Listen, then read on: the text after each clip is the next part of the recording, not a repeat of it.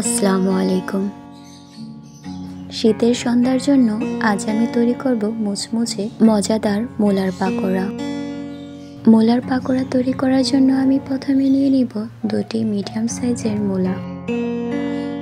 মূলার পাকোড়া তৈরি করার জন্য আমি 2টি আলুকে আমি কুচি করে কেটে নিয়েছি, 1টি মূলাকে আমি কুচি করে কেটে নিয়েছি, 4টা পেঁয়াজকে কুচি করে কেটে নিয়েছি, পরিমাণ মতো ধনিয়া পাতা নিয়েছি, 1টি ডিম নিয়েছি এবং স্বাদমতো 4টি মরিচ নিয়েছি। সাথে নিয়ে নিচ্ছি হাফ কাপ পরিমাণের বেসন, হাফ কাপ পরিমাণের চালের গুঁড়ো। এখানে চালের গুঁড়োর ব্যবহার করার কারণ হচ্ছে পাকোড়াগুলো যেন মুচমুচে হয়। সবগুলো উপকরণকে একসাথে ভালোভাবে মেশানোর জন্য এ পর্যায়ে আমি একটি পাত্রে এক এক করে নিয়ে নেব ঝুরি করে কেটে রাখা 1টি মূলা, ঝুরি করে কেটে রাখা 2টি আলু এবং 4-5টি ঝুরি করে কেটে রাখা পেঁয়াজ। সবগুলো উপকরণের সাথে অ্যাড করে দিচ্ছি 4-5টা কুচি করে কেটে রাখা কাঁচামরিচ এবং ধনিয়া পাতা কুচি। এ পর্যায়ে আমি অ্যাড করে দিব হাফ কাপ পরিমাণের বেসন এবং হাফ কাপ পরিমাণের চালের গুঁড়ো। সাথে অ্যাড করে দিব 1টি ডিম,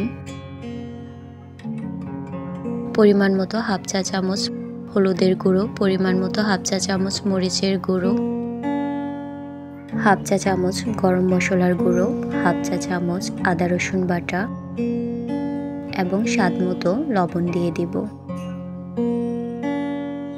এক এক করে সবগুলো উপকরণ দেওয়া হয়ে গেলে এ পর্যায়ে আমি হাতের সাহায্যে সবগুলো উপকরণকে একসাথে ভালোভাবে মিশিয়ে নিব।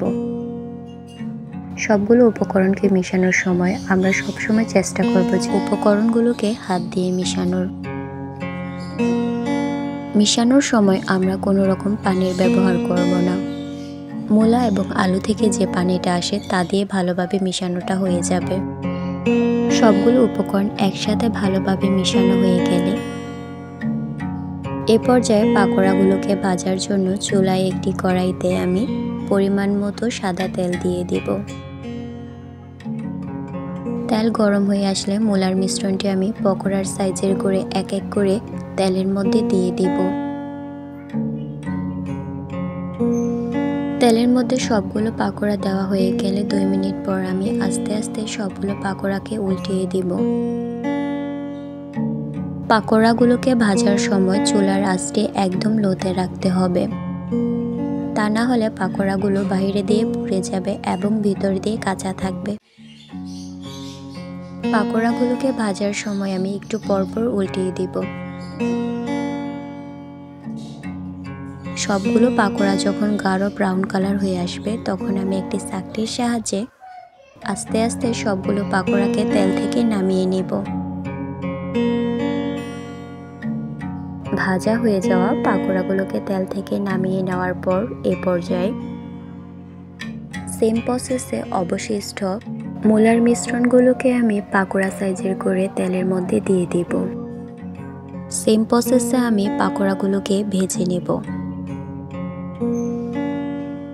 আমাদের সবগুলো পাকোড়া ভাজা কমপ্লিট। এতটা সময় আমার পাশে থেকে পুরো ভিডিওটি দেখার জন্য তোমাদের সবাইকে অসংখ্য ধন্যবাদ। ভিডিওটি যদি ভালো লেগে থাকে তাহলে অবশ্যই লাইক, কমেন্ট অ্যান্ড শেয়ার করতে পারো।